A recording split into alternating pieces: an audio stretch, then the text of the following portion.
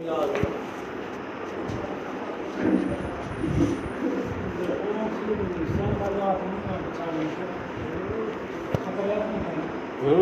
बहुत सत्संगति दुर्लभ संसार। इस संसार में सबसे कठिनता से प्राप्त होने वाला कोई कर्म है, किसी चीज की प्राप्ति है तो वह सत्संगति है। सत्संगति के द्वारा ही जीवन में सद्विचारों का उद्गम होता है।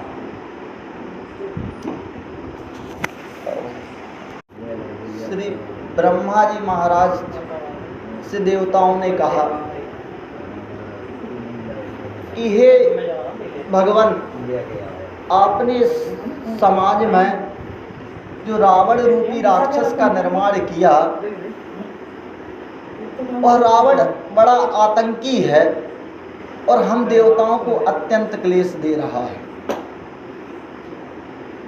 यह बात देवताओं ने जब ब्रह्मा जी से कही तो ब्रह्मा जी ने कहा कि यह सच है कि मैं ही संसार के सभी लोगों का निर्माण करता हूँ और मैं ही सभी की मृत्यु का निर्धारण करता हूँ, किंतु हे देवताओं, मैं जिस कार्य में प्रवृत्त होता हूँ जन्म और मृत्यु निर्धारण के, इसमें मेरी व्यवस्था है, मैं विवश हूँ। क्यों? क्योंकि मैं कर्तव्य कर्म के द्वारा लोगों को, कर्म के अनुसार मैं लोगों को जन्म और मृत्यु का विधान करता हूँ। और कहा कि जिस प्रकार से अलौकिक वैभव तुम देख रहे हो रावण का, कि नरनाग स्वर गंधर्व कन्या रूप मुनिमन मोह ही, जिसका नगर ही स्वर्ण का बना है, तो यह इसकी इस जन्म के पापों को मत देखो। इसके पूर्व जब यह प्रताप भानु था तो ना जाने इसने करोड़ों यज्ञ किए थे, उसका प्रतिफल इसे इस जन्म में इस प्रकार की संपदा के द्वारा प्राप्त हो रहा है। ऐसे कई प्रसंग हैं। युधिष्ठिर जी महाराज अपने जीवन में कुछ समय तक उन्हें जीवन में बड़ा दुख प्राप्त हुआ। 12 वर्ष वनवास, 1 वर्ष अज्ञातवास, वह तो दुख की सीमा ही है। जिन्हें धर्म का चिन्ह कहा गया युधिष्ठिर जी महाराज, वह इस संसार में अवतीर्ण हुए और उन्होंने द्यूत खेला, जुआ का खेल खेला। धार्मिक व्यक्ति चाहे कि हम धर्म करते हैं और हम किसी अन्य कुकर्म की ओर बढ़ेंगे तो हमारा हो सकता है कि धार्मिक होने के कारण हमारा पक्ष गिरे, पर ऐसा होता नहीं और अंततः उनकी हार हुई। कहने का अभिप्राय है कि धर्म करते हुए यदि आप पाप की ओर जा रहे हैं तो इसका सबसे बड़ा उदाहरण यह है कि आप अपनी गरिमा को हटा रहे हैं। कितनी विडंबना है कि जिस भगवान को कहा गया कि परमेश्वर है, उस परमेश्वर ने जलंधर की स्त्री वृंदा का पातिव्रत धर्म नष्ट किया। सुनने में कितना अटपटा लगता है। अभिप्राय है कि कोई पापी व्यक्ति धर्म का कवच पहनकर यदि जा रहा है युद्ध क्षेत्र में, धर्म को, पुण्य को, परहित इत्यादि कर्मों को हराने के लिए, तो उसके उस कवच को भगवान स्वयं खंडित करते हैं और उसका वध करवाते हैं। यह जलंधर की कथा बता के चली। जब जिसको कहा गया सूर्य पुत्र, वह मित्र किसका है? जो सूर्य पुत्र है वह मित्र है अंधे का। अंधे के जीवन में सूर्य का क्या महत्व है? अंधे के जीवन में सूर्य का कोई महत्व नहीं, पर वह मित्रता किया दुर्भाग्यवश। और जब वह युद्ध के लिए गया तो जिन्हें कहा गया कि भगवान है परमेश्वर, भगवान श्री कृष्ण, उसका जब पहिया कीचड़ में धंसा तो भगवान कहते हैं अर्जुन मारो बाण। अर्जुन कहता प्रभु ये तो अन्याय है। तो श्री कृष्ण भगवान कहते हैं हे पार्थ यही न्याय है। इसका जो रथ है ये विजय रथ है, धर्म रथ है, और धर्म रथ में यह बैठ गया तो ये फिर जीतने वाला तुम इसे किसी भी प्रकार से जिता नहीं सकते। इसका जो पहिया है पाप के कीचड़ में है। पाप इसका यह उतना ही भागी है पाप में जितना कि दुर्योधन है। इसका जो पहिया है पाप की कीचड़ में फंसा हुआ है, उसी को निकालना चाहता है कि मेरा धर्म जो पाप रूपी कीचड़ में फंस गया है धर्मरत, उससे मैं निकलूं। ऐसा होने वाला नहीं है। हे अर्जुन, बाण मार दो। जिसे मर्यादा पुरुषोत्तम कहा गया, जिसे लीलावतार कहा गया, जिसकी उपमाएं इस संसार में छोटी है, जिसकी महिमा का गायन वेद पुराण इतिहास किसी के द्वारा नहीं हो सकता, नेति नेति कहा गया, उस परमात्मा ने धर्म की संस्थापना के लिए धर्म के चिन्ह होते हुए भी कर्ण का वध करा दिया कि यह कर्ण यही कारण है जो पाप में भागी है। इसने पाप का पक्ष लिया। किसका पक्ष लिया? यदि आप चाहते हैं कि हम धर्म के सही मर्म को समझें तो सर्वप्रथम यह जान लेना आवश्यक है कि हम पक्ष में किसके हैं। क्यों? क्योंकि वह भगवान का जो समय रूपी सुदर्शन चक्र चल रहा है वह पापियों को एक ना एक दिन कष्ट देगा। जो धर्म की व्याख्या करते हैं, धर्म के विषय में वार्तालाप करते हैं और जिनके अंतःकरण में दंभ भरा हुआ है, वह कालनेमी है। उनके जीवन का सुधार नहीं हो सकता, दंभी है। उनके जीवन का सुधार तब हो सकता है जब वह किसी संत के चरणों का आश्रय ले ले। व्यक्ति कितना भी शुद्ध बुद्ध हो जाए, शास्त्रों को पढ़ने से उसकी बुद्धि में विमलता नहीं आती। बुद्धि की विमलता तो गुरु के चरणों की सेवा से या संतों की चरणों की सेवा से आ सकती है। कहने का मर्म कि इतने विकट जिन्हें भगवान का अंश अवतार कहा गया परशुराम जी महाराज, कितने विवत्स रूप में इस प्रसंग में हमें देखने को मिलेंगे। उसकी संरचना है कि सारे राजा लोग जनकपुरी में खड़े हैं और यह वार्तालाप कर रहे हैं कि हम सब इस दोनों बालकों के हाथ जानकी को नहीं लगने देंगे। हम किसी ना किसी प्रकार इनसे छुड़ा लेंगे और आपस में युद्ध करके जो विजयी होगा वह जानकी का लेकर जाएगा। इस प्रकार का वार्तालाप हो रहा है। वहाँ पर बहुत झगड़ा की स्थिति बन रही है। गोस्वामी तुलसीदास जी महाराज कहते हैं वहाँ पर कुछ श्रेष्ठ लोग भी थे। उन श्रेष्ठ लोगों ने कहा उन दुष्ट पापी लोगों से, क्या कहते हैं?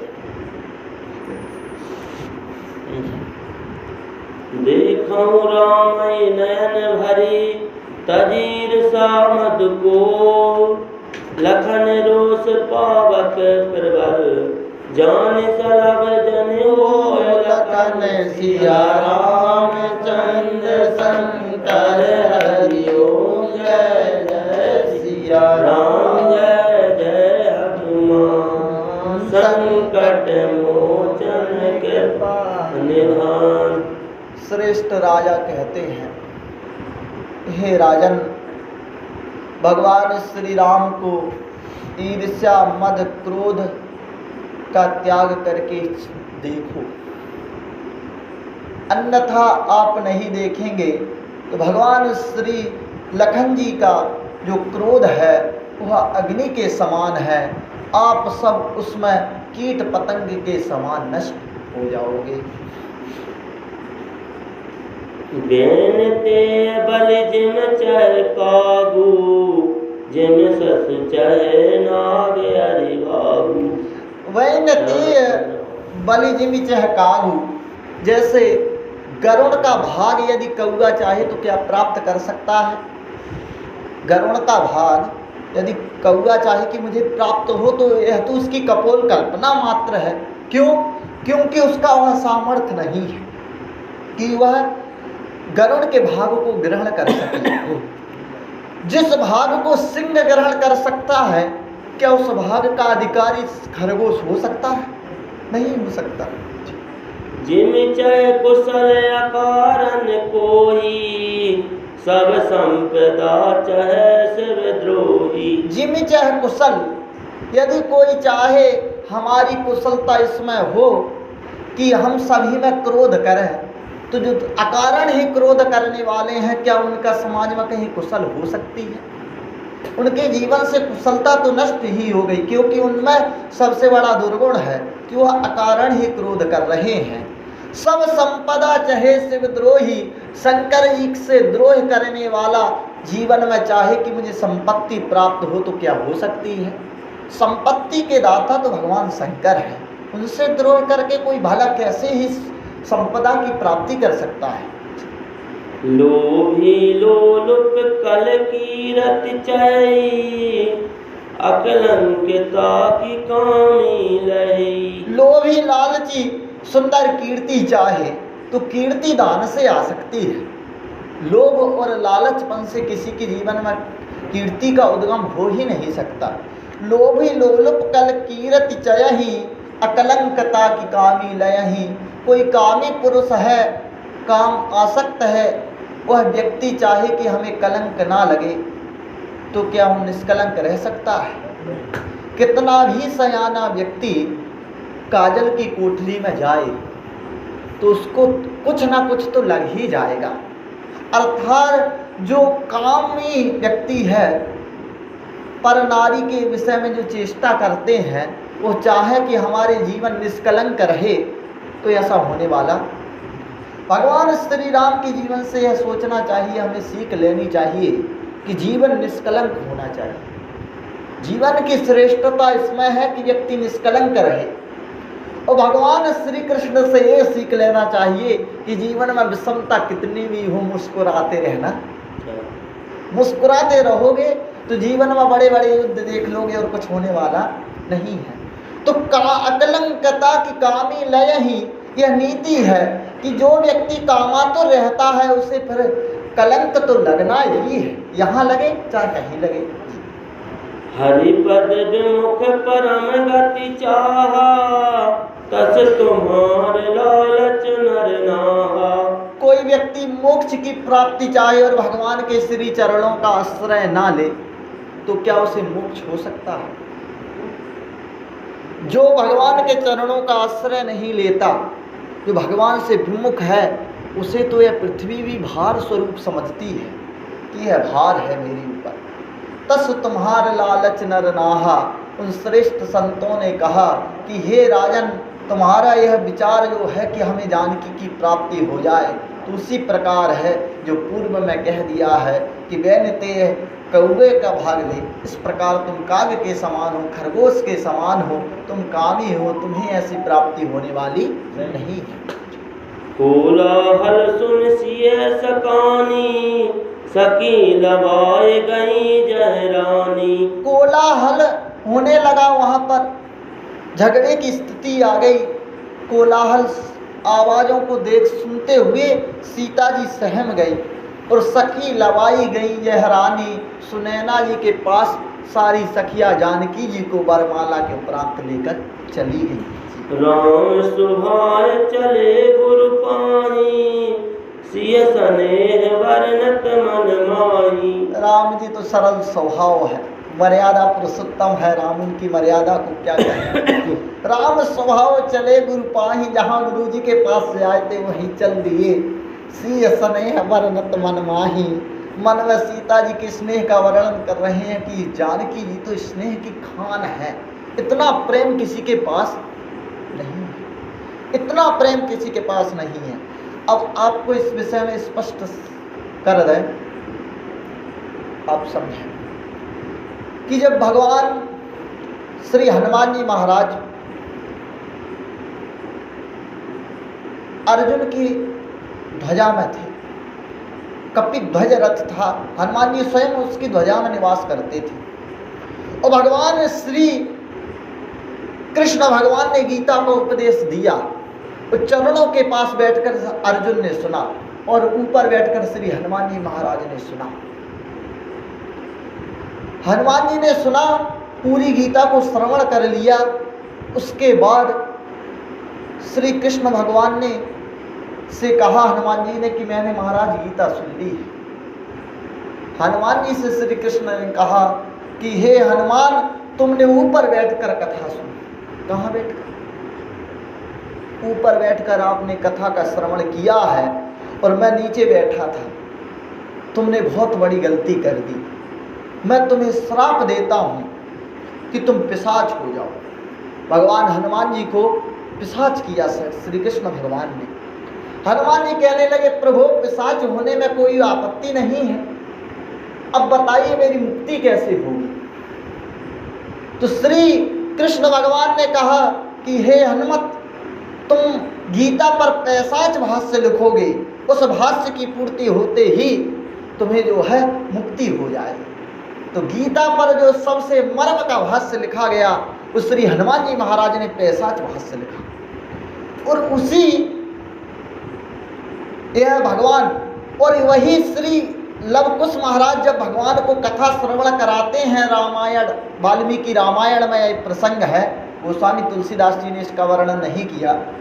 तो भगवान राम राज सिंहासन पर बैठे थे और कथा, जो सिंहासन तो इनका भी था पर उसके समतुल्य नहीं था। जब कथा में भाव विभोर हो गए सभी श्रोतागण, जब लवकुश सुना रहे थे, तो भगवान श्री राम वहाँ से नीचे आ गए और नीचे बैठकर जहाँ जनपद के लोग बैठे थे वहाँ बैठकर कथा सुनी। अर्थात ये मर्यादा है भगवान की कि मर्यादा में भाव विभोर होकर नीचे आ गए और कथा को श्रवण किए। अब कथा सुन किसकी रहे हैं? भगवान राम राम की कथा नहीं सुनते, भगवान राम सुन रहे हैं जानकी की कथा। किसकी कथा? कृष्णम रामायणम शास्त्रम, सीता जी की ही कथा उसमें कही गई है। इस प्रकार का वर्णन किया गया है कि सीता के गुणों का ही गायन है। कथा में किसका गायन है? सीता जी के चरित्रों का गायन है। और उस कथा में भगवान राम इसलिए हैं क्योंकि वो सीता जी के पति है, इसलिए हैं। वर्णन तो सीता जी का ही है। किसका? माँ जनक दुलारी का ही वर्णन है उसमें। उत्तर रामचरितम में तो राम किस प्रकार उन्होंने लालन पालन किया है लवकुश का, उसका ही ना वर्णन है। वाल्मीकि आश्रम में किस प्रकार निवास किया है, तो उस कथा को श्री राम जी ने सुना, इसलिए उसका नाम रामायण है। राम का घर इसलिए है कि उसमें चरित्र तो सीता जी का ही, सीय गुणगाथा, सीता जी के गुणों का गायन है। तो वही सीता जी के गुणों को हृदय में हृदयंगम करते हुए श्री राम जी महाराज चल दिए गुरु जी के पास गए। रानी सहत सोच बस सिया, अब धो विविध काय करनिया। रानी सुनैना जी और माँ जानकी सोच में है कि अब ना जाने क्या होने वाला है, अब विधाता ना जाने क्या करने वाले हैं। भूप बचन इत उत तकहीं, लखन राम डर बोल न सकहीं। भूप वचन सुनि इत उत तकहीं, राजाओं के वचन पकड़ लो इन्हें पकड़ लेंगे, हंसा दो, इस प्रकार की बातें सुनकर इधर उधर श्री लक्ष्मण जी महाराज देख रहे हैं गुस्से में, और राम जी के डर के कारण कुछ बोल नहीं रहे हैं। अरुण नयन भर कुटी कुटिल, चितवन नृपन सकोप। मनहु मत गज गन निरखी, सिंह किशोर ही चोप। लखन सिया राम चंद्र शंकर हरि ओम। जय जय सिया राम, जय जय हनुमान। संकट मोचन कृपा निधान। तेहि समय शिव धनु भंगा। सुना श्री परशुराम जी महाराज ने तपस्या कर रहे थे, जब ध्वनि हुई धनुष टूटने की तो सुना, और फिर लोगों ने कह दिया कि धनुष टूट गया है, तो क्रोध में आए। कैसे आए? भृगुकुल कमल पतंगा, भृगुकुल कमल के सूर्य। एक पहले कहे हैं उदित उदयगिरी मंच पर रघुवर वाल पतंग, श्री रामचंद्र जी को भी सूर्य कहा गया। और आयु भृगुकुल कमल पतंगा, श्री परशुराम जी को भी कह रहे हैं ये भी सूर्य है। अब दो सूर्य, अब दोनों सूर्यों में अंतर कितना है? श्री रामचंद्र भगवान कार्तिक मास के सूर्य हैं। किस मास के? कार्तिक मास में जैसे सूर्य की सब चाह करते हैं कि सूर्य उदय हो जाता तो बहुत अच्छा होता, कार्तिक मास के। और श्री परशुराम जी महाराज कैसे हैं, ये वैशाख मास के सूर्य हैं। लोग बाहर निकले लपट लग जाएगी, धूप लग रही है, पसीना आ रहा है, अर्थात ये भयाक्रांत कर रहे हैं, लोगों को भय देते, भय प्रदान करने वाले सूर्य हैं। कैसे सूर्य हैं, अर्थात अधिक तेजता लोगों में भय उत्पन्न करती है। और श्री परशुराम तो ऐसे हैं कि इन्हें देखकर ऐसा लगता है कि वीर रस ही मुनि के वेश में आ गया हो। आगे की प्रसंगों में इसको विस्तृत चर्चा आप आल्हा के माध्यम से सुनेंगे। चलिए। देख मही पे सकल सको जाने, बाज झपट जनु लवा लुकाने।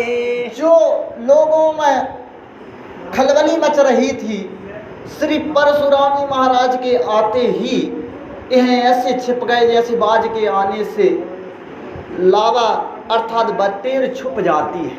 बटेर के समान राजा लोग छिपने लगे कि हम छुप जाएं, इनकी आंखों के सामने ना पड़ा। इतना भय था श्री परशुराम जी महाराज का। गौर शरीर भूत भल भ्रजा, भाल विशाल त्रिपुंड विराजा। गौर शरीर, गौर वर्ण है श्री परशुराम जी महाराज का। भूति वाले राजा भस्म लगाए हुए हैं और भाल विशाल त्रिपुंड विराजा वाला विशाल क्या है, भाल है, और उस पर त्रिपुंड लगाए हुए शंकर जी के भक्त हैं, चले आ रहे हैं। शीस जटा सब बदन सुहावा, रिसवस कछो के अरुण हुइयावा।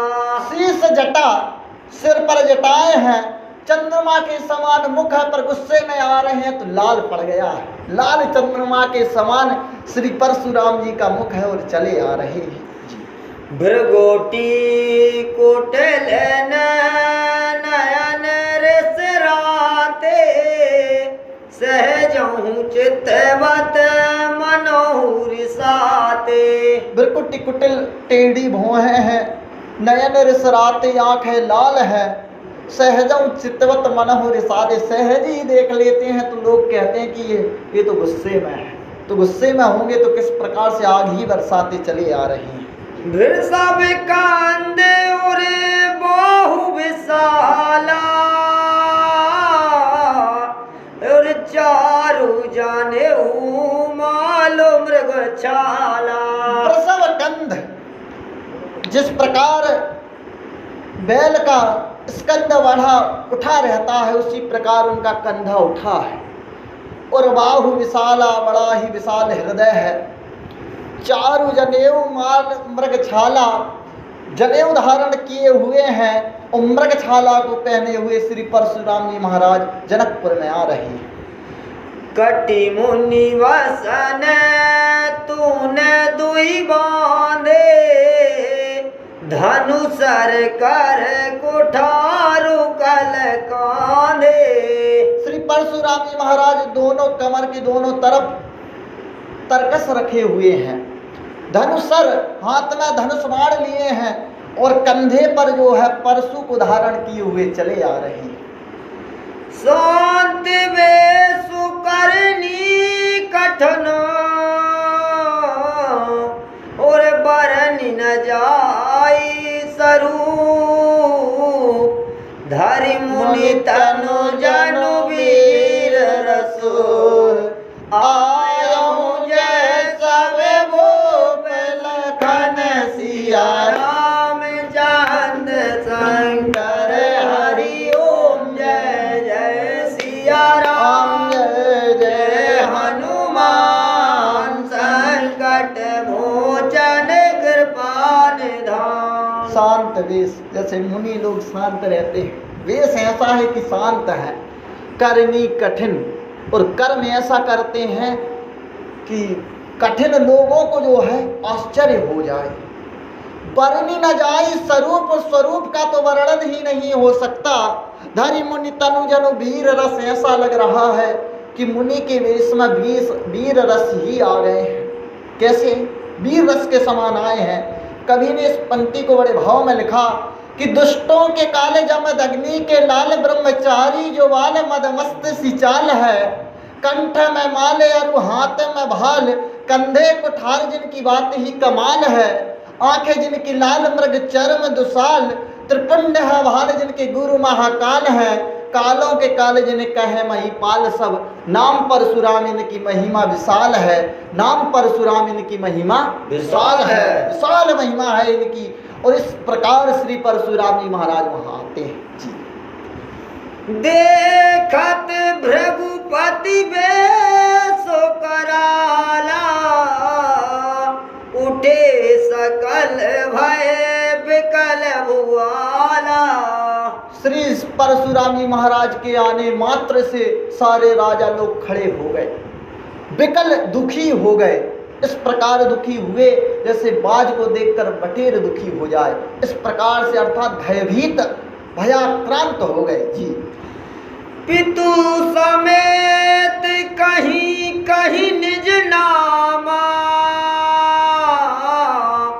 लागे करन सब दंड प्रणामा। जब परशुराम जी महाराज आए तो जितने भी राजा लोग थे, इन्होंने 21 बार जो है क्षत्रिय विहीन इस धरती को किया। तो क्षत्रियों ने अपनी जाति को बचाने के लिए मुनियों का आश्रय लिया, मुनियों ने उन्हें आश्रय दिया। तो हम मुनियों का गोत्र बताने लगे। किनका गोत्र बताते थे? तो कई पितु समेत कहीं निज निज नामा, पिता समेत अर्थात ऋषियों समेत अपना नाम ले देते थे, हम इस ऋषि के यहाँ से हैं।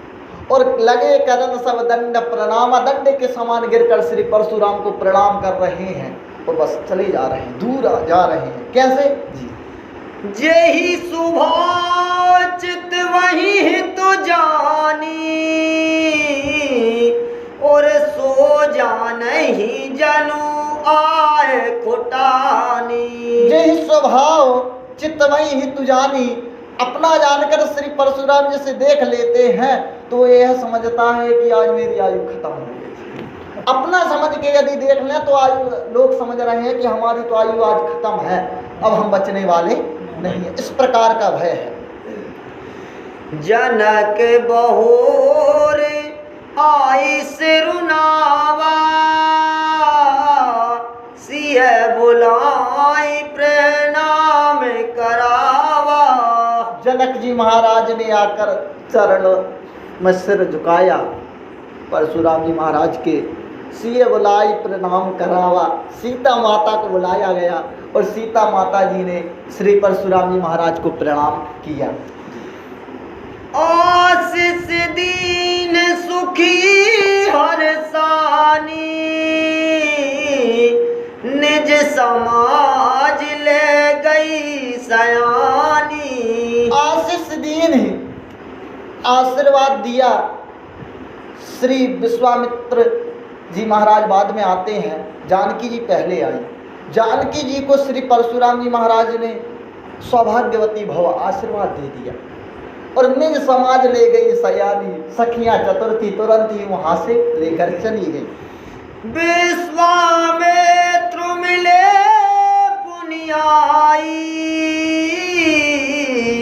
पद सरोज मेले दो भाई। विश्वामित्र जी महाराज वहां पर आए। विश्वामित्र इनके सगे ही हैं। एक राजा थी जिनका नाम था गाधी। गाधी की कन्या का नाम था सत्यवती। उनका विवाह ऋचिक नामक ऋषि से हुआ। ऋचिक नाम था उनका। सत्यवती और सत्यवती की माता ने कहा कि हे पुत्र दामाद, इस प्रकार की खीर बनाओ कि हम दोनों को पुत्र प्राप्ति हो। वह दोनों स्नान करने चली गई। उसी समय ऋचिक ऋषि ने मंत्र के द्वारा खीर बनाई। खीर बनाई, अपनी पत्नी के लिए ब्राह्मण की खीर बनाई गई और अपनी जो सासू माँ थी उनके लिए जो है उन्होंने क्षत्रिय मंत्र पढ़ के खीर बनाई थी। खीर बनी और दोनों माता और बेटी ने उनको अदला बदली कर ली। तो गाधी के जो पत्नी थी अर्थात सत्यवती की माता ऋचिक ने जब सुना कि इन्होंने तो ब्राह्मण अंश खा लिया, तो कहा कि अब तुम्हारे जो पुत्र होगा वो ब्राह्मण होगा। वही गांधी के पुत्र हुए श्री विश्वामित्र जी महाराज। अब उनकी जो पत्नी थी सत्यवती ऋचिक के पैर पकड़ के रोने लगी कि हे प्रभु, मेरा पुत्र क्षत्रिय होगा, ऐसा ना हो, कुछ कृपा कीजिए, कृपा कीजिए। जब अत्यंत विलाप करने लगे तो कई मंत्र तो निरर्थक नहीं जाता, पर यदि तुम कहती हो कि पुत्र ना हो तो पौत्र अवश्य ही तुम्हारा क्षत्रिय धर्म वाला होगा, क्षत्रिय के समान तेज पौत्र होगा। तो वही सत्यवती के पुत्र हुए श्री जमदग्नि महाराज, और जमदग्नि का विवाह रेणुका से हुआ, और रेणुका के अनेक पुत्र हुए। उनमें सबसे छोटे पुत्र हैं जिनका नाम राम है, परशुराम है। ये क्षत्रिय अंश है। यदि अंश से कहें तो ये भाई लगते हैं, और अंश से ना कहें तो चाचा लगते हैं विश्वामित्र जी महाराज के। तो अब विश्वामित्र जी आए मिलने श्री परशुराम से, तो दोनों राम लक्ष्मण को पकड़ के और चरणों में फेंक दिया। कैसे? मेले सतचारी के क्या देख रहे हो, दंडवत प्रणाम कर जी। राम लखनो दशरथ के टोटा, दीन आशीष देख बल जोटा। राम लखन दशरथ के ठोटा। श्री विश्वामित्र जी कहते हैं, हे प्रभु, यह राम लक्ष्मण दशरथ जी के बालक हैं, और दीन आशीष देखी भल जोटा। दोनों को देखा कि बड़ी अच्छी जोड़ी है, आशीर्वाद दे दिया। अर्थात आशीर्वाद दिया तो दो को, एक सीता जी को और एक राम लक्ष्मण को, अन्य किसी को आशीर्वाद भी प्रदान नहीं किया श्री परशुराम जी महाराज ने। राम ही चितहि रहे थकिलोचन, रूप अपार मार मद मोचन। राम ही चितई रहे थकी लोचन। राम जी को देखा, रूप माधुरी राम जी की देखी श्री परशुराम ने आंखें ठग गई, क्योंकि जिसके अंतःकरण में दोष होता है वो भगवान को भर नजर देख नहीं पाया। आंखें थकी, रूप अपार मार मद मोचन। इतना रूप भगवान का देखा कि करोड़ों कामदेवों के मद को नष्ट कर दे, इस प्रकार के भगवान की रूप माधुरी को श्री परशुराम जी ने हृदयंगम किया। बहुरी बिलोक विदेह सन, करहु काहे अति भीर। पूछत जान अजान जिमी, व्याप्यहु कोप शरीर। लखन सिया राम चंद्र शंकर हरि ओम। जय जय सिया राम, जय संकट मोचन कृपा निधान। अब भगवान को देखा, भगवान अखंड है, और खंडित क्या है? धनुष खंडित है। अखंड के बाद खंड को देखा, तो बहुरी बिलोकी विदेह सन। राम जी को देखने के बाद जनक जी से कहा कि कयहूँ काहे अति भीड़। अरे बताओ राजन, किस कारण इतनी भीड़ है? पूछत जान या जान जिनी। अरे सब जानते हैं परशुराम जी महाराज, अज्ञान की तरह पूछा और पूछे बस थे, उत्तर नहीं दे पाए। और व्याप्य उनको भी शरीर में क्रोध आ गया, क्रोधाग्नि उत्पन्न हो गई।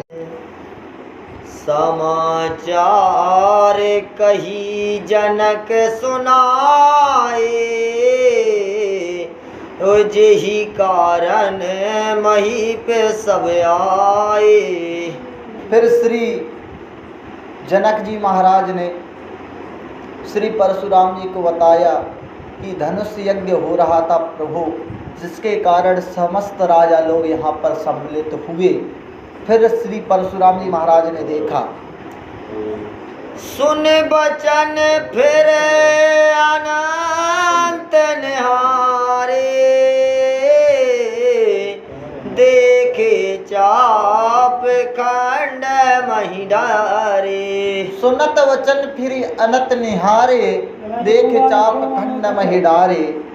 यह श्रवण किया कि धनुष यज्ञ के लिए आए हैं, धनुष की प्रतिज्ञा थी जिससे विवाह होता। यह बात जब सुनी और देखा कि धनुष तो टूटा पड़ा है, धनुष टूटा है, ऐसा परशुराम जी ने बड़े आश्चर्य के साथ देखा। सुनत अतीरिस बोले बचन कठोरा, कहूँ जड़ जानक धनुष के तोरा।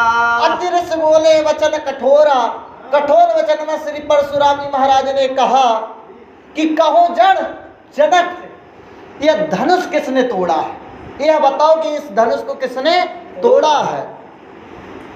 बेग दिखाऊं मुड़े न तयाजू, उलटाऊं मैं ही जाहे लही तव राजू। अब श्री जनक जी महाराज कैसे बता दें, वो तो दामाद है और यह क्रोधमय है। बेग दिखाओ श्री जनक जी महाराज से कहते हैं परशुराम कि जल्दी से उसे दिखाओ जिसने धनुष को तोड़ा है। उलटाऊं मही जह लही तब राजू, जहाँ तक तेरा राज्य नहीं तो वहाँ तक की धरती पलट दूंगा, सारे लोग मर जाएंगे, तेरा राज्य नष्ट कर दूंगा यदि तूने नहीं दिखाया। तू उसे छिपा नहीं सकता और दोषी है, उसे सामने आना ही पड़ेगा। अति डर उतारू देते नृप नाही, कुटल भूप हर से मन माही। अत्यंत डर के कारण जनक जी कोई उत्तर नहीं दे रहे। श्री परशुराम जी सोच रहे थे कि जो व्यक्ति धनुष को तोड़ा होगा तो घमंड में बड़ा सीना तान के खड़ा होगा, ऐसा कोई नहीं दिखाई दिया। और सोच रहे थे कि जो धनुष तोड़ा होगा मेरे डर के कारण कांपता होगा, तो सभी राजा लोग कांप रहे हैं, न राम जी सीना तान के खड़े हैं न वो कांप रहे हैं। जिसने तोड़ा है उस पर कोई प्रभाव नहीं है। कुटल भूपहर से मन माही कि अच्छा होगा, हम मारते से अच्छा है कि ये परशुराम ही मारेंगे जी जिसने धनुष तोड़ा है। सुर मुनि नाग नगर नर नारी, सोचहि सकल त्रास और आय भारी। सुर मुनि नाग देवता मनुष्य नाग नगर के नर नारी सभी लोग सोच कर रहे हैं, विचार कर रहे हैं। सोच ही सकल त्रास और भारी, सभी लोग डर रहे हैं, कपकपा रहे हैं। मन पछतात सिय महतारी, विधि अब सबरी बात बिगारी। सीता जी की माता मन में पछता रही है, हे प्रभु विधि सब सबरी बात बिगाड़ी, इस विधाता ने तो बनी बनाई बात ही बिगाड़ दी। मेरी पुत्री का घर जैसे तैसे बस ही रहा था और इसी समय इस परशुराम का यहाँ पर आगमन हो गया। भृगुपति कर स्वभाव सुन सीता, अध और निमेष कलप समबीता। जब सखियों ने बताया कि यह परशुराम है, उनका परिचय दिया, परशुराम को जो परिचय दिया है सखियों ने श्री जनक लली को, तो इस प्रकार से जनक लली को जब परिचय दिया गया तो जानकी जी ने जब सुना तो जितना दुख उन्हें धनुष भंग के समय हो रहा था उससे अधिक दुगना हुआ श्री परशुराम जी के विषय में सुनकर। कैसे हैं परशुराम जी महाराज कि शास्त्र में जाने, शस्त्र में जाने, माला फेरने में जाने, भाला चलाने में जाने हैं, यज्ञ में जाने, युद्ध में जाने, धर्म कर्म न्याय नीति में जाने हैं, वो मार काट जाने, ठाट बाट जाने, मार काट जाने, ठाट बाट जाने, जाने बहुत जाने मगर जाने अनजाने हैं। अर्थात कोई इनकी महिमा को जान ही नहीं सका कि ये कितने बड़े हैं, कितनी इनकी महिमा विस्तृत है, कोई इनके विषय में कह ही नहीं सका। एक सखी ने कहा इस पद्य को एक सखी ने इतना कहा, दूसरे ने कहा नहीं सखी, इनके विषय में मैं जानती हूँ। वह बताने लगी कई ये सही कह रही, शास्त्र में जाने, शस्त्र में जाने, माला फेरने में जाने, भाला चलाने में जाने हैं, यज्ञ में जाने, युद्ध में जाने, धर्म कर्म न्याय नीति में जाने हैं, कालों के काल में ही पाल सब कहे इन्हें, वीरों ने इन्हें महावीर सम जाने हैं। और सखी हम इनके विषय में क्या कहें, जाने अनजाने मगर जाने अनजाने हैं, जाने बहुत जाने मगर जाने अनजाने हैं। अर्थात इतने विषय इनकी महिमा को इतना बढ़ाकर बखान किया सखी ने कि सीता जी को एक क्षण, आधा क्षण कल्प के समान बीतने लगा। जी सुबह बिलो के लोग सब जाने की भीड़, हृदय हरस बेसाद कछु बोले श्री रघुवीर सिया रामचंद्र शंकर हरि ओम। जय जय सिया राम जय हनुमान, संकट मोचन कृपा निधान। सब है बिलो के लोग सब, जब देखा कि सभी लोग बड़े ही डर में हैं, जाने जान की भीड़, और जब राम जी ने जान लिया कि जानकी जी को तो एक एक क्षण नहीं कट रहा है, हृदय न हर्ष विषाद कछु, अब थोड़ा भी हृदय में विषाद नहीं है, हर्ष नहीं है, और कछु बोले श्री रघुवीर, श्री रामचंद्र जी भगवान बोले। इस पंक्ति को इस प्रकार से भाव कहा कि घोर धार भृगुनाथ रिसानी, जैसे नदी आ रही है कितनी तेज आती है घर्राती हुई, घोर धार भृगुनाथ रिसानी, और घाट सुबद्ध राम बरवानी, वो कितनी भी तेज आए, यदि घाट अच्छा बंधा हुआ है तो वहाँ पर वो कंट्रोल हो जाती है। इसी प्रकार घोर धार में श्री परशुराम जी महाराज बोलते हैं, और श्री रामचंद्र जी उसका कितना सही उत्तर देते हैं, इसका वर्णन गोस्वामी करते हैं। जी नाथ शंभु धनु भंज निहारा, हो यही के हुए के दास तुम्हारा। श्री रामचंद्र जी आगे आए, कहा हे नाथ, शंकर जी के धनुष को तोड़ने वाला कोई आपका दास ही होगा, ब्राह्मण ही होगा। कहने का अभिप्राय कि भगवान श्री राम को देखकर तो कोई सोच ही नहीं सकता कि इन्होंने धनुष तोड़ा है, इतने कोमल हैं, और इस प्रकार का भाव परशुराम के हृदय में आया ही नहीं अभी कि इन्होंने धनुष तोड़ा होगा, पर सफाई के रूप में श्री रामचंद्र जी सामने आ गए। जी आय सुकाहि कहूं किन मोहा, सुनि रिसाई बोले मुनि कोही। आय सुकाहि कहिए किन मोही, श्री रामचंद्र जी ने कहा हे प्रभु आप आज्ञा दीजिए मुझे क्या करना है। और सुनि रिसाय बोले मुनि कोही, यह तो अत्यंत क्रोध है। क्रोध के रूप में श्री परशुराम जी महाराज ने उत्तर दिया कि सुनो, सेवक सो जो कहे सेवकाई, आर करने करे करही लड़ाई। कहा कि सेवक सोई जो करे सेवकाई, अरे सेवक तो वह है जो सेवा करे, यह तो दुश्मनों जैसा, मेरे दुश्मन जैसा कार्य करते हैं, यह कार्य करने वाला अरि के समान है, यह अर्थात मेरा शत्रु है जिसने इस शंकर जी के धनुष को तोड़ा है। सुनहु राम जेहि सब धनु तोरा,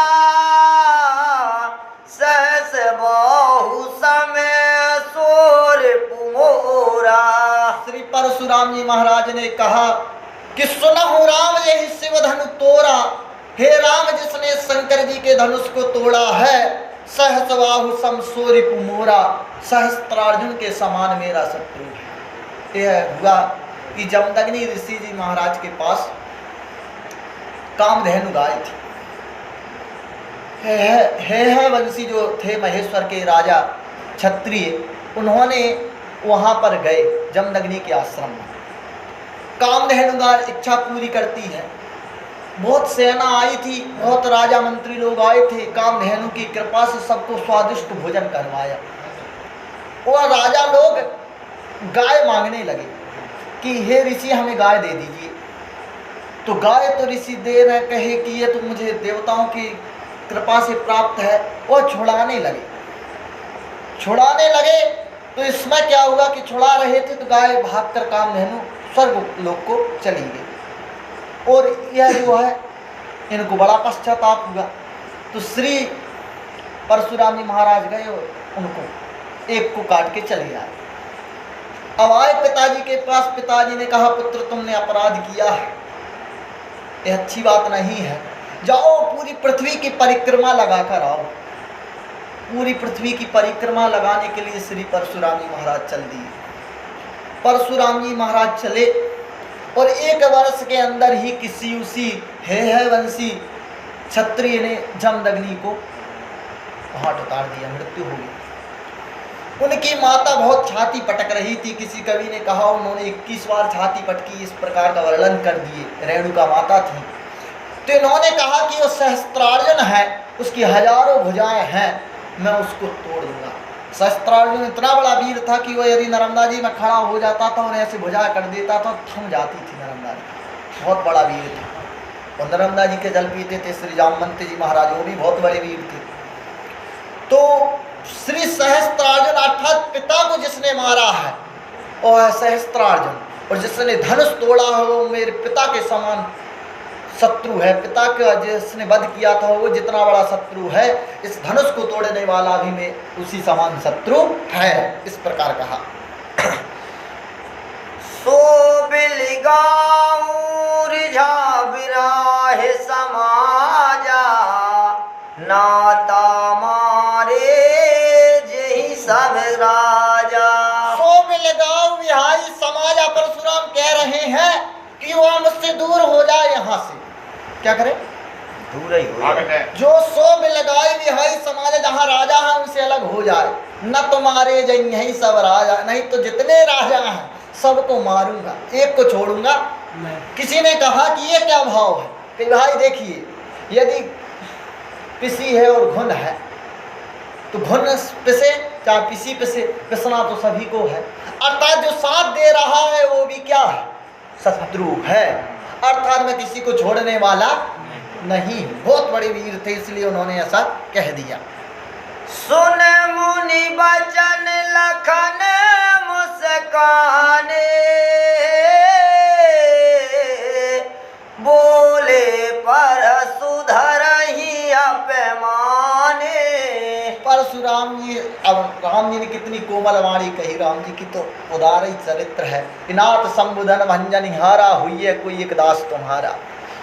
अब जिन्होंने कहा कि वह मेरा सहस्त्रबाहु के समान शत्रु है, तो राम जी को पीछे किया लक्ष्मण जी ने कि आप रहने दीजिए, इनकी वाणी और हमारी थोड़ी एक जैसी लगेगी, ये हमारी भाषा समझ लेंगे, आपकी भाषा इन्हें समझ में आने वाली। लखन सुनि मुनि बचन लखन मुस्काने, ये भी वीर थे। अब लक्ष्मण जी की वीरता को क्या कहा जाए। वो बोले परशुधर ही अपमाने, परशुधर श्री परशुराम जी का अपमान करते हुए श्री लक्ष्मण जी ने क्रोध से कहा। क्या कहते हैं, बहुधन ही तोरी लड़काई, कबहु नासी से कीन गोसाई। श्री लक्ष्मण जी कहते हैं कि बहुधन ही तोरी लड़काई, बचपन में मैंने बहुत धनुष तोड़े, तो कबहु नासी से कीन गोसाई, कभी मुझ पर गुस्सा नहीं किया। आज गुस्सा कर रहे हैं। कहने का अभिप्राय है कि जब इन्होंने सारे क्षत्रियों को नष्ट कर दिया 21 बार, क्षत्रिय लोग ऋषियों के पास जाकर अपने वंश को बचा लिए, ऋषियों की बड़ी कृपा हुई। अब क्षत्रियों के जितने अस्त्र शस्त्र थे वह शस्त्र इनके आश्रम में रखे हुए थे। देवताओं को डर हुआ कि यदि यह अस्त्र शस्त्र यदि किसी राक्षस के हाथ लग गए फिर तो बहुत ज़्यादा पाप बढ़ जाएगा। तो इस पाप कहाँ बढ़ेगा, धरती में। कहीं धरती माता आप ही बचाइए। तो धरती माँ बन गई और शेषनाग जी बेटिया बन गए। शेषनाग जी एक बार क्या हुए, धरती के पुत्र हुए, इसलिए जानकी जी को लखन को भाई कह दिया गया है, कई लोगों ने कहा है। क्यों? क्योंकि एक बार इस धराधाम में शेषनाग पुत्र बना था, शेषनाग पुत्र बने, माता पृथ्वी माता बनकर आई और कहने लगी, परशुराम के आश्रम में आई कि हे परशुराम जी महाराज, मैं बहुत दुखिया हूँ, मेरा एक पुत्र बड़ा नौटंकीबाज है, बड़ा नाटक, बड़ा चंचल है, तोड़ फोड़ बहुत करता है। किसी भी ऋषि ने मुझे आश्रम में जगह इसलिए नहीं दी कि ये बड़ा लड़का चंचल है। आपके यहाँ कुछ भोजन की व्यवस्था भी हो जाएगी, पर बस इतना कृपा करिएगा कि मेरा बालक यदि कुछ ऊट पटांग कार्य करे तो आप कुछ श्राप मराप नहीं दीजिएगा। तो कहने नहीं, ठीक है, रहिए, खाइए पिए और बनाइए। खा लिया। और श्री लक्ष्मण जी तो शेषनाग है, तुरंत तोड़ दिए, कई धनुष तोड़े। जब धनुष तोड़ दिए, परशुराम जी को बड़ा आश्चर्य हुआ कि ये धनुष उठते नहीं है, ये बालक तोड़ दिया। गुस्सा नहीं आया, बड़ी बात है कि उस समय गुस्सा नहीं आया था। आश्चर्य हुआ कि भैया धनुष तो तोड़ दिए, अब तुम चले जाओ। तो श्री शेषनाग जी खड़े हो गए कि बस प्रभु, अब एक बार फिर हमारी आपकी भेंट हो जाएगी, और हम तो यहाँ इस कार्य से आए थे, पूरी बात वहाँ पर बता दी। उसी को याद दिला रहे हैं कि बहुधन हुई तोरी लरिकारी, उस अवतार में मैंने बहुत धनुष तोड़े थे, कबहू ना सिर कीन गुस्साई। उस बार गुस्सा नहीं किया था, इस बार गुस्सा कर रहे हैं जी। यही धनु पर ममता कही है तू, सुन सिर साई कहे भृंग कुल के तू। यही धनु पर ममता के हेतु, इस धनुष पर इतना प्रेम क्यों है, इतना मोहब्बत इससे क्यों है, इससे इतनी माया क्यों जुड़ी हुई है, इससे मोह क्यों है आपको? सुन रिसाई बोले श्री परशुराम जी, बड़े गुस्से में बोले। कैसे बोले हैं? गुस्से में बोलिए जी।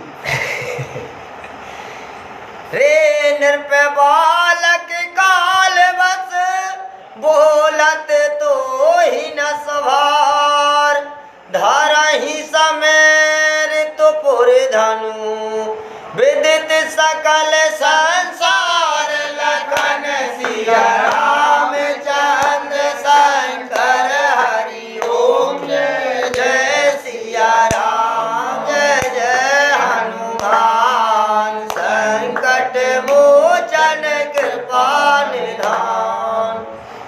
लक्ष्मण जी महाराज को एक बार जानकी जी ने कुछ कहा हो, वचन कहे कछु, जानकी ने एक बार कहा अपने जीवन काल में। श्री लक्ष्मण जी महाराज ने सबसे कटु शब्द कहे रामायण में, पर आज तक किसी ने लक्ष्मण जी से नहीं कहा। अब जानकी जी ने एक बार जरूर कहा अरण्य कांड में, वो भी छाया की थी इसलिए कहा, उसके बाद कई बार प्रणाम भी किया, पर ऐसे मनसा प्रणाम किया है। तो रे नृप, रे शब्द कहा गया, पहली बार लक्ष्मण जी ने रे शब्द सुना। परशुराम जी ने कहा रे नृप बालक काल वश, तू तो काल के वश में है, तेरी वाणी में कोई सभार नहीं है। जैसे व्यक्ति मरने वाला होता, पागल हो जाता, कुछ भी कहने लगता है, बकवाद कर रहा है। धनु ही समति पुरारी धनु है, धनुष के समान शंकर जी का धनुष होगा। विदित सकल संसार, संसार जानता है शंकर जी का धनुष धनुष है। ये सब तो धनुआ है छोटे छोटे, और उस धनुष को तू आम धनुष कह रहा है। तेरी वाणी में क्या है, संहार नहीं है, तू व्यर्थ की बात कर रहा है। लखन कहाँ सी हमारे जाना, सुनहु देव सब धनुष समाना। लखन जी ने कहा, लखन कहा हंसी, हंस के कहा लक्ष्मण जी ने कि हम तो यही जानते थे कि धनुष धनुष एक बराबर, धनुष धनुष सब समान होते हैं। ये आज पहली बार समझ में आया कि शंकर जी का धनुष अलग है, इनका धनुष अलग है। रे हम तो धनुष को सब बराबर समझते हैं। काछति लाभ जोन धनु तोरे, देखा राम नयन के भोरे। श्री लक्ष्मण जी महाराज कहते हैं, हे देव, इस पुराने धनुष के टूटने से क्या बड़ी हानि हो गई। कोई बहुत बड़ी हानि नहीं है, ये तो पुराना था ही, टूटना था ही, टूट गया। और देखा राम नयन के ओरे, राम जी ने तो देखा था और टूट गया। किससे? राम जी के देखने मात्र से। यहाँ पर इन्हें पता चला है परशुराम जी को कि राम जी ने धनुष तोड़ा है, नहीं तो अभी तक तो सोच भी नहीं सकते कि राम धनुष तोड़ सकता है। यहाँ पर लक्ष्मण जी के कहने से पता चला कि राम जी ने धनुष तोड़ा है। इस प्रकार कहा जी, छुअत टूट रघुपति न दोषु, मुनि बिनु काज कारहि कर रोसु। छुअत ही टूट, भगवान राम ने तो छुआ ही था और टूट गया। कैसे? छुआ और टूट गया। छुअत ही टूट रघुपति ही न दोषु, इसमें राम जी का कोई दोष नहीं। कि मुनि बिनु काज कति कत रोसु, बिना कारण के तुम्हें तो क्या नहीं करना चाहिए? गुस्सा नहीं करना चाहिए। तुम अकारण ही गुस्सा कर रहे हो, कोई मूल का कारण नहीं है। बोले चितहि परसो कियो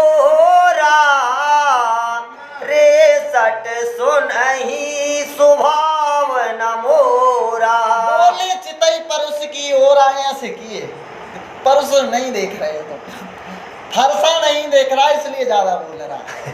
फरसे की ओर देखा। एक परशु जो है ये श्री शंकर जी महाराज ने दिया था। तो बोले चितई परुष की ओरा रेसट, अरे मूर्ख, स्वभाव न मोरा, मेरे स्वभाव को नहीं जानता, मैं कैसा ब्राह्मण हूं, अभी तेरे सुनने में समझने में नहीं आया। बालक बोलहि बदहु नहीं तो ही, केवल मुनि जट जानहि मोही। बालक बोली बधऊ न तो ही, तुझे बालक समझ कर मैं तेरा वध नहीं कर रहा हूँ। बालक के वध करने में क्या बड़ी बात है? और केवल मुनि जड़ जानहु मोही, मुझे तू मूर्ख मुनि मत समझ की माला फेर न जानता है। मैं ऐसा मुनि नहीं हूँ, मैं कैसा मुनि हूँ बताने लगे। बाल ब्रह्मचारी अति कोही, विश्व विदित क्षत्रिय कुल द्रोही। बाल ब्रह्मचारी अति द्रोही। बाल ब्रह्मचारी कैसे हैं? बाल ब्रह्मचारी इस संसार में तीन है, बता दीजिए कौन है? हनुमान जी महाराज बाल ब्रह्मचारी हैं। परशुराम जी महाराज बाल ब्रह्मचारी हैं। तुम्हें बता दी। भीष्म पितामह देवव्रत, क्या नाम है, उन्होंने प्रतिज्ञा कर ली। भीष्म पितामह भी कोई साधारण पुरुष नहीं थे, वो भी बाल ब्रह्मचारी हैं। तीन हैं। अटल बिहारी जी से भी लोगों ने पूछ लिया तो उन्होंने कहा कि भैया हम बाल ब्रह्मचारी नहीं हैं। कहीं क्यों? क्योंकि ये जयललिता अम्मा बनी है तो हमने बनाया है, अर्थात हमें आप बाल ब्रह्मचारी। कितना बड़ा मजाकी, बड़े मजाकी थे अटल बिहारी वाजपेयी जी। उन्होंने इस कितना मर्म की बात कही। लोगों ने कहा कि आपने शादी नहीं की है, समाचार पत्र वालों ने, आपने शादी नहीं की है, क्या आप बाल ब्रह्मचारी हम कह सकते हैं? तो कहने लगे जी अब आप पूछ रहे हैं तो बता दे रहे हैं कि जो दक्षिण भारत में जयललिता अम्मा है उनको हमने ही बनाया है। ये बात कह दी तो इससे उनका भाव बहुत उच्च क्वालिटी का रहा। अर्थात तीन लोग जो हैं ये बाल ब्रह्मचारी रहे। पर यह बात समझ लीजिए कि अटल बिहारी वाजपेयी भी एक श्रेष्ठ पुरुष था। उसने कहा कि मैं शादी नहीं करूंगा और निष्कलंक जीवन बिता दिया। एक राजनेता होने के बाद ऐसा कहीं छवि किसी की मिली नहीं है। तो तीन लोग जो हैं अखंड ब्रह्मचारी हैं, बाल ब्रह्मचारी हैं, परशुराम, श्री हनुमान जी महाराज और देवव्रत। कौन? भीष्म पितामह। तीन लोग बाल ब्रह्मचारी अति क्रोही, वो विश्व विदित क्षत्रिय कुल द्रोही। विश्व जानता है कि मैं क्षत्रिय कुलों का द्रोही हूँ। भगवान श्री विष्णु जी सो रहे थे, राजा लोग ब्राह्मणों की बात नहीं मान रहे हैं, शास्त्रों को समझ नहीं रहे थे। तो भगवान श्री विष्णु जी से रहा नहीं गया। उन्होंने कहा ठीक नहीं है, ब्राह्मण मेरे प्रिय हैं और ब्राह्मणों पर अत्याचार हो रहा है, ब्राह्मण आदर नहीं पा रहे हैं, मुझे ही अवतार लेना पड़ेगा। क्योंकि ब्राह्मण जो है यह सहनशील है, सहन कर लेंगे, पर इससे धर्म मिट जाएगा।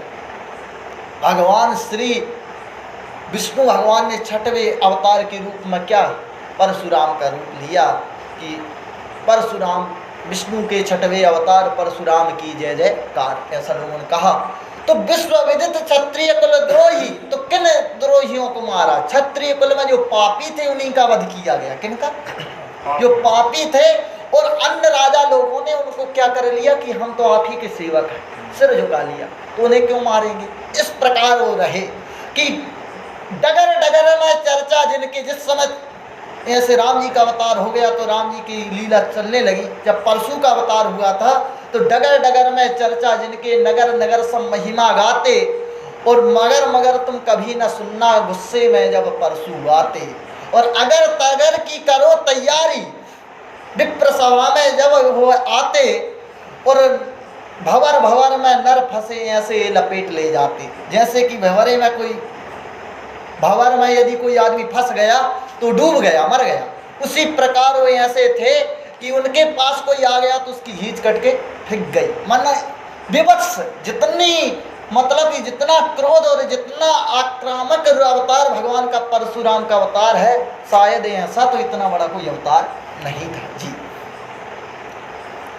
भोज बल भूम भूप बिनु कीनाए, बेपोल बार मही देवन दीनी। श्री परशुराम जी कहते हैं कि मैंने इस धरती में राज किया है। किसमें? धरती में। कि भुज वाले भूमि भूप बिनु कीन्ही, बिना राजा की धरती कर दी। और संकल्प लिया गया, संकल्प दिया, ब्राह्मणों ने संकल्प दिलवाया कि मैं दान कर रहा हूँ। तो परशुराम जी ने संकल्प लिया और धरती का दान कर दिया। तो ब्राह्मणों ने कहा कि अब तुम जो है धरती में नहीं रह सकते, तो दान कर दिए, पूरी धरती दान, पूरी धरती ब्राह्मणों की है। अभी भी कहीं कहीं ऐसे राज्य हैं जहाँ पर आप पैर नीचे रखेंगे तो ब्राह्मणों की धरती शुरू हो जाएगी। तो अर्थात उस राज्य ही उन्हीं का रहा। तो फिर ब्राह्मणों को जो दान कर दिए तो अब कहाँ रहे? तो परशुराम जी पहले योद्धा थे जिन्होंने समुद्र को जीत लिया। समुद्र के पास गए और समुद्र को दिखाया परशु, तो समुद्र हट रहा है कि नहीं? समुद्र कह रहा मालिक क्या बात है? कहीं हटो, मैंने पूरी धरती दान में कर दिया, मैं रहूंगा कहाँ? तो पर समुद्र ने कहा प्रभु मुझे बहुत बड़ा कहा गया है, मैं साधारण नहीं हूँ, आप आज मुझे हटा दे रहे हैं, पर जिस दिन आप जाएंगे मैं आपकी जगह पर कब्जा कर लूँगा। कहिए भैया जब चला जाऊँगा तुम कब्जा करना, क्या बात है? तो पहले हैं जिन्होंने समुद्र पर विजय प्राप्त की श्री परशुराम जी महाराज। दूसरे, नदियों में पुल बंधता है, समुद्र पर कोई पुल बांध पाया है? सुना है कि समुद्र बंधा है। यह महिमा थी श्री रामचंद्र जी की। उन्होंने, दूसरे राजा थे जिन्होंने क्या समुद्र को विजय किया। तीसरे हैं श्री, उन्होंने भी कहा धन, उससे श्री रामचंद्र जी से भी समुद्र ने कहा प्रभु आपका कार्य हो जाएगा तो ये हमें अच्छी चीज़ नहीं है, मुझे बांध दिए आप, ये अच्छी बात थोड़ी ना है। जिस दिन आपका कार्य हो गया मैं इस जो पुल है इसको तोड़ दूंगा। और आखिरी में राम जी का कार्य हुआ और पुल को उसने तोड़ दिया। दो। तीसरे हैं श्री लक्ष्मण, श्री कृष्ण भगवान, उन्होंने समुद्र के अंदर द्वारकापुरी बसा दी। समुद्र के अंदर द्वारकापुरी बसाई। भगवान ने कहा कि हे प्रभु आप द्वारिका बसा दिए ठीक है, पर आप जाएंगे तो इस द्वारिका को मैं जरूर डुबाऊंगा। और जो सही की वास्तविक द्वारिका थी वो तो अंदर समुद्र ने डुबो दी। अब देखिए संतों ने 3 कह दिए, पर विचार आप करिए अगस्त ऋषि जैसे पी गए उनका नाम नहीं है। समुद्र विजय में 3 का नाम लिख दिए, और जिन्होंने पी लिया 3 आचमनी में उनका नाम संतों ने नहीं कहा। तो हम भी नहीं कह सकते उनका कोई मर्म रहा होगा। तो ये पहले हैं जिन्होंने किसको जीत लिया? समुद्र को जीता कि विपुल वार महिदेवन दीन ही। सहस बाहु भुज वेदन हारा, परसो विलोक महीप कुमारा। सहस बाहु भुज छेदन हारा, सहस्त्रार्जुन के हजारों भुजाओं को काटने वाले इस परशु को देख। अर्थात 7 कुंड कुरुक्षेत्र में भर दिए थे किसने? परशुराम जी महाराज ने। तो सहस्त्र बाहुभुज छेदन हारा, परशु विलोक महीप कुमारा। अरे कुमार बालक, इस परशु को देखकर बात कर, तू तो बड़ा ऐसे बोल रहा है जैसे कि कुछ हम हुई नहीं, मैं मुझे कुछ समझ ही नहीं रहा है, ऐसा कहा। मातु पिता ही जन सोच बस, करसि महिष किशोर, गर्वहि के अर्वक दलन, परसु मोर अति घोर, लखन सिया रामचंद्र शंकर हरि ओम, जय जय सिया राम, जय जय हनुमान, संकट मोचन कृपा निधान। कि देख पुत्र, श्री परशुराम जी लक्ष्मण जी से कहते हैं कि जिस प्रकार तू बोल रहा है तो तेरी माता और पिता दोनों सोच करेंगे, केवल विचार करेंगे कि ऐसा नहीं करता तो आज पुत्र जीवित तो होता। तो मातु पिता ही जानी सोच बस, करसी महिष किशोर, मैं तुझे समझा दे रहा हूँ, अब ज्यादा मत बोल। और गर्वन के अर्वक दलन, ये जो है मैंने गर्भ भी नहीं छोड़े, अर्थात मैं इतना क्रूर हूँ कि मैंने गर्भों को भी छोड़ा। जैसे आम को तोता काटे वैसे क्षत्रिय मार गिराए, और गर्भ मेघ गर्जना सुन परसी की, गर्भ गिरे क्षत्रिय थर्राए। इस प्रकार के थे। कैसे थे? जैसे आम को तोता काटे वैसे क्षत्रिय मार गिराए, और मेघ गर्जना सुन परसू की, गर्भ गिरे क्षत्रिय थर्राए। जब चलता था तो गर्भ गिर जाते थे, इतनी तेज आवाज आती रही। जी। बैस लखन बोले मृदुबानी, हाँ हो मुनि सो कहा भटमानी। बैस लखन बोले मृदुबानी। अब लक्ष्मण जी बड़ी कोमल वाणी से कहते हैं, अहो मुनि सो महाभटमानी। अरे मुनि, अपने आप को तुम बहुत बड़ा वीर समझते हो, क्या समझ रहे हो? वीर समझ रहे हो। जी। पुनि पुनि मोहे दिखावे कठोरा, चहत उड़ावन फूंक हवारू। कि पुनि पुनि मोहि दिखाव कुठारू, और चाहत उड़ावन फूकी पहाड़ू। अरे कई बार बार मुझे परसों दिखा रहे हो, अपने आप को वीर समझते हो क्या? हमें ऐसे समझ रहे हो? फूकने से पहाड़ नहीं उड़ते, और जो तुम दिखा रहे हो ये सब छोटी बातें हमारे सामने ना दिखाओ। यहाँ कुटुंड यहाँ कुम्हड़वतिया, यहाँ कुमड़ बतिया को जाही, जे तर तनित देख मही जाही। यहाँ कुम्हड़वतिया को नाही। यहाँ पर कोई कुम्हड़वतिया माने कच्चा फल नहीं है। जैसे होता नहीं है कच्चा फल, जैसे दिखा दो, उंगली दिखा दो तर्जनी तो मर जाता है, उसी प्रकार तुम क्या हमें कच्चा फल समझते हो? अरे हम क्षत्रिय हैं, रघुवंशी हैं, हमारे साथ ऐसा कार्य नहीं कर सकते। तुम डरा के हमें कोई कार्य नहीं कर सकते। देख कुठारू सराहसन बाना, मैं कछु कहाँ सहते अभिमाना। हे प्रभु, आप कुठार धनुष बाण लेकर आए तो मैंने समझा वीर हो, इसलिए मैंने आपको क्या कहा? अभिमान सहित कुछ कहा। किंतु भृंग सुत समाजी जानेऊ बिलो की, जो कछु कहूँ सयहूँ रस रोकी। भृगुवंशी समझकर और आपका जनेऊ छोड़कर देख लिया मैं जनेऊ। जनेऊ तो राम जी भी पहनते थे, किंतु जो ब्राह्मण की गांठ होती है वो अलग होती है, ग्रंथि भेद होता है, गांठ में भेद करते हैं। तो भृगु सुत समुझ जनेऊ बिलो की, और जो कछु कहूँ सयहूँ रस रोकी। अब तुम ब्राह्मण हो तो अब तुम जो कहोगे सुनना ही पड़ेगा, क्योंकि हम ब्राह्मणों से नहीं बोलते। सोर मही सोर हरि जन अरुगाई, हमेरे कुल इन पर न सुराई। देवता, एक देवता दूसरे ब्राह्मण, भगवान के भक्त और गाय। हम क्षत्रिय रघुवंशी लोग इन चारों पर प्रहार नहीं करते, ब्राह्मणों पर, देवताओं पर, भक्तों पर और गाय पर। हमरे कुल इन पर न सुराई, हम इन पर वीरता नहीं दिखाते जी। बांधे पाप अब की रति हो हारे, मारता हूँ पापा रहे तुम्हारे। बधे पाप अप की रति हारे।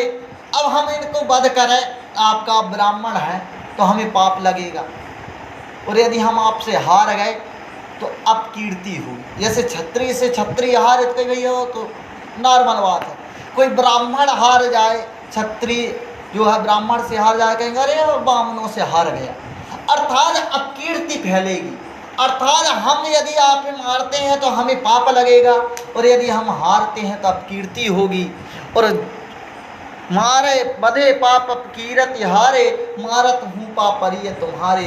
अब मारो भी तो हम आपके पैर ही पड़ेंगे, क्योंकि आपसे लड़ना ठीक नहीं है। कोटि कुट कुशल समय वचन तुम्हारा, व्यर्थ धरऊं धनुबान कुठारा। अरे कोटि कुलिस सम वचन तुम्हारा, तुम्हारे जो वचन है तुम इतने तेज बोलते हो कि वो कठोर वज्रों के समान है। तुम्हें ये धनुष बाण रखने की जरूरत नहीं है, अर्थात तुम बोलते ही कठोर हो जी। जो भी लोग अनुचित कहूँ, क्षमाहूँ महामुनि धीर। सुनि सरोज भृगो वस मुनि, बोल्यो गिरा गंभीर लखन सिया राम चंद्र शंकर हरिओ।